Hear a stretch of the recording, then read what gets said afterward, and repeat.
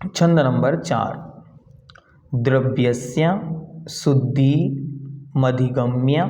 यथानुरूपम भावस्य शुद्धिमधिगन्तुकामः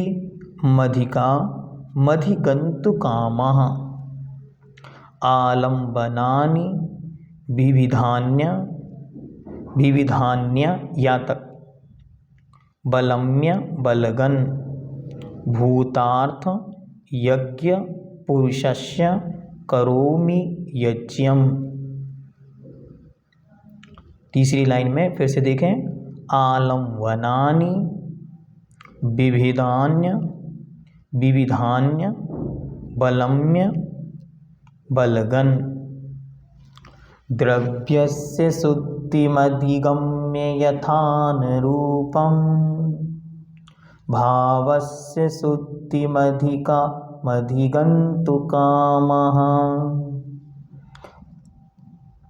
आलम्बनानि विविधान्य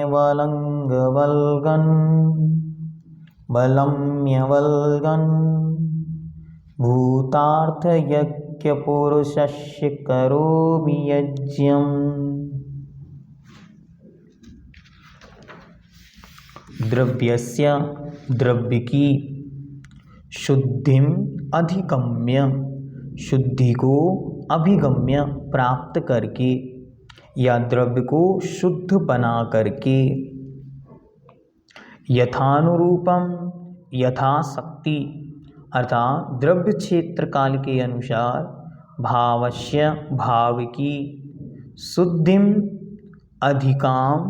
अधिगन्तुकामः अर्थात विशुद्धि को अधिकाम परम अधिक से अधिक अधिगन्तुकामः प्राप्त करने की इच्छा रखने वाला में आलम्बनानि आलम्बन सहारा विविधानि ध्यान से देखो शब्द विविधानि अवलम्ब्य अर्थात अनेक प्रकार के आलम्बन लेकर बलगन सुंदर आकर्षक बहुमूल्य भूतार्थ जो सत्य स्वरूप हैं सच्चे यज्ञ पूज्य हैं पुरुषस्य पुरुष की करोमि करता हूँ यज्ञम पूजा। पहला यज्ञ है और अरिहंत भगवान का वाची है। यदि आज अपने सिद्ध चक्र की जो अंतिम अर्घ चढ़ाए हैं कल आप लोगों ने तो उसमें भी भगवान का एक नाम यज्ञ आया, एक यज्ञंगाय आया और एक यज्ञ अर्हाय आया। और एक जगह तो उन्होंने बहुत अच्छी पंक्ति लिखी थी, मैं देख रहा हूँ, उन्होंने लिखा था आप ही यज्ञ हैं, यज्ञ के करतार हैं, यज्ञ के यजमान आप ही। ऐसा करके उन्होंने उनको ही यज्ञ कहा था, उन्हीं को यज्ञ के यजमान कहा था, उन्हें ही यज्ञ को करने वाला कहा था और उन्हीं को यज्ञ में जिनकी पूजा की जाती है वो कहा था। ऐसा पूरी एक पंक्ति उन्होंने लिखी थी।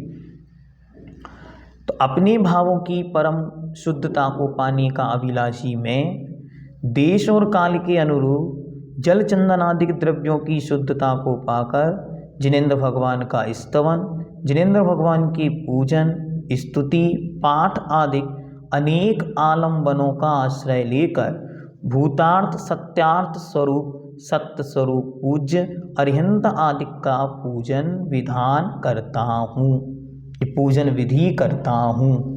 ये यहाँ पर बहुत अच्छी पंक्ति है, दोनों चीज़ों के विषय में बहुत अच्छी तरह समझाया। एक तो द्रव्य की शुद्धि और दूसरा भाव की शुद्धि। बहुत सारे लोग द्रव्य की शुद्धि का भी ध्यान रखने की बात नहीं करते, वो कहते हमारा तो मन शुद्ध है तो सब शुद्ध है। उनके लिए ये पंक्ति बहुत महत्वपूर्ण है कि द्रव्यस्य शुद्धिम अधिगम्य यथानुरूपम, जैसा द्रव्य क्षेत्र काल के अनुसार मुझे मिला तद अनुसार मैं उसकी शुद्धि पूर्वक ही करूं। ऐसा नहीं है कि हमारे पास उपलब्धता है और हम शुद्धि से भागें। इसलिए शुद्धि का विशेष ध्यान पूजन में रखने योग्य है। इन पंक्तियों को पढ़कर, अभी तक इन पंक्तियों को पढ़ते थे लेकिन भाव में नहीं आता था, अब इसको जब पढ़ें तो द्रव्य की शुद्धि पहले ध्यान में आए कि द्रव्यस्य शुद्धिम अधिगम्य यथानुरूपम, मैं द्रव्य की शुद्धि को यथानुरूप द्रव्य क्षेत्र काल के भाव के अनुसार प्राप्त करके फिर भावस्य शुद्धिम अधिगन्तुकामः, भावों की शुद्धि को और अपनी आत्म विशुद्धि को और अधिक बढ़ाने का इच्छुक में। ये ऐसा नहीं है कि द्रव्य अशुद्ध हो और निमित्त सब अशुद्ध इकट्ठे करें और हम सोचें हम शुद्ध बन जाएं, नहीं, ऐसा नहीं होता। इसलिए पहले सब शुद्ध इकट्ठा करते हैं, फिर हम बाहर की शुद्धता से अंदर की शुद्धता की ओर आते। इसलिए द्रव्यस्य शुद्धि ये पंक्तियां हमको बहुत प्यारी लगती हैं, क्योंकि ये पंक्तियां जब हम इनके अर्थ को समझते हैं तो हम अपने आप से जुड़ते हैं। हमको एक जो मिथ्या धारणा जगत में फैली हुई है कि मन तो हमारा शुद्ध है, मन में भगवान है, तो बाहर क्या करना। इसलिए बहुत सारे लोग पूजन को, अभिषेक को, शुद्ध वस्त्र को, इन सबको महत्व नहीं देते। उनको ये लगता है कि हम शुद्ध हैं तो सब शुद्ध है, नहीं, ऐसा नहीं। अच्छी तरह द्रव्य की शुद्धि भाव की शुद्धि की वृद्धि का हेतु है, कारण है, इसको समझें। दूसरी एक बहुत अच्छा उदाहरण के रूप में एक पुराणों में एक कथा मिलती है, शायद कथा कोश में भी ये कथा उपलब्ध है, कि एक बार एक व्यक्ति राजा हुआ, बहुत वैभव था, लेकिन उसके इतने हाथों में और नीचे पैरों में कोढ़ था। अब वो बहुत व्याकुल रहता था, क्योंकि सुंदरता, अप्रमित सुंदरता, अप्रमित वैभव और सब कुछ मिला, लेकिन इतना शरीर उसका कोढ़ से युक्त था। इतना ही नीचे पैर के यहाँ और इतना ही यहाँ। अब उसे बड़ा दुख होता था। एक बार उसके नगर में एक अवधि ज्ञानी मुनिराज पधारे। उन अवधि ज्ञानी मुनिराज के पास वो गया, उसने महाराज को निवेदन किया, महाराज मुझे बड़ा संक्लेश होता है। किस बात का? महाराज मेरे शरीर में इस प्रकार की बाधा क्यों आई? यदि मैंने पुण्य कमाया ही था तो वो पुण्य पूर्ण रूप में फल क्यों नहीं दिया? महाराज ने कहा तूने जो पुण्य कमाया था वो पूरा एज इट इज फल दे रहा है। कैसे महाराज? बोले एक बार तू एक बहुत बड़ा किसान था और तेरे पास बहुत बड़ी जमीन थी और बहुत बड़ा तालाब था। नियोग से, पुण्य से, योग से तेरे तालाब में एक सहस्र दल कमल खिला, और तूने क्या किया? तूने उस कमल को देखा तो तू अहोभाग से भर गया कि अरे ये तो अद्भुत वस्तु है, और तू उसे लेकर राजा के पास पहुंचा। राजा ने कहा अरे सहस्र दल का भागी मैं नहीं, इसके भागी तो जिनेंद्र भगवान हैं। तो तू दौड़ता उस कमल को लेकर और जिनेंद्र भगवान के मंदिर में गया, और तूने बड़ी भक्ति और बड़ी भावना से, बड़ी विशुद्धि के साथ इसे वहां पर समर्पित कर दिया। उस द्रव्य की विशुद्धि की, भक्ति के समर्पण के फल से तू राजा हुआ।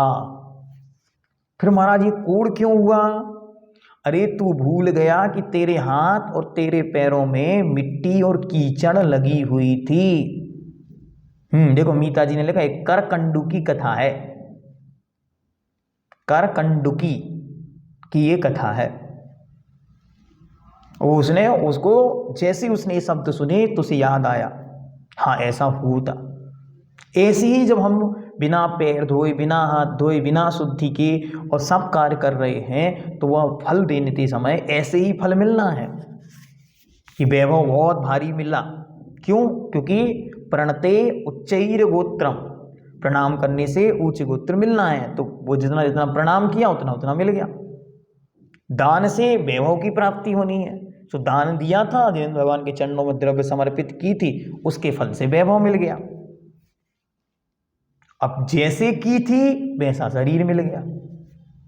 तो इसलिए इन पंक्तियों से और उस कहानी से, दोनों को अच्छी तरह समझने से हमारे जीवन में शुद्धि के प्रति महत्व बढ़ता। जितनी शुद्धि उतनी शुद्धि के लिए कषाय नहीं करना, अच्छी तरह समझना, लेकिन ये भी नहीं होना चाहिए कि हमने शुद्धि को ही समाप्त कर दिया, हमारी कषाएं समाप्त हो गई क्योंकि हमारी शुद्धि भी समाप्त हो गई, तो ये भी नहीं करना। बहुत सारे लोग ऐसा करने लगे, वो कहते अब हमारी शुद्धि से कोई तात्पर्य नहीं, क्योंकि पहले के लोगों ने इतनी शुद्धि 16 किया कि लोगों ने धर्म ही करना छोड़ दिया, तो अब के लोगों ने 16 ही छोड़ दिया। तो ऐसा नहीं करना, दोनों चीज़ों को समन्वय बना के चलना, दोनों को समझ के चलना कि कैसे शुद्धि को करना है, लेकिन कषायों को नहीं भड़कने देना। कोई छू ले तो तुरंत अपने आप को प्रसन्नता की ओर ले जाना कि बस अब जो होना था वो हो गया, कल से और ध्यान रखूंगा। उस समय चिल्लाना नहीं है, उस समय उसको डांटना नहीं है, परेशान नहीं करना है, उसको समझाना है, मार्ग को सुरक्षित रखना। किसी भी चीज़ के लिए मार्ग समाप्त करना उत्तम उपाय नहीं है। बहुत सारे लोग मार्ग ही समाप्त कर देते कि अब ऐसा करना बंद कर देते कि हम तो शुद्ध वस्त्र पहनना ही बंद कर दिए भैया जी, हमारे यहाँ मंदिर में व्यवस्था ही नहीं बैठती। नहीं, ऐसा नहीं करना। आप व्यवस्थित शुद्धता में रहें, चाहे व्यवस्था अपनी एक अलग से बनाकर चले।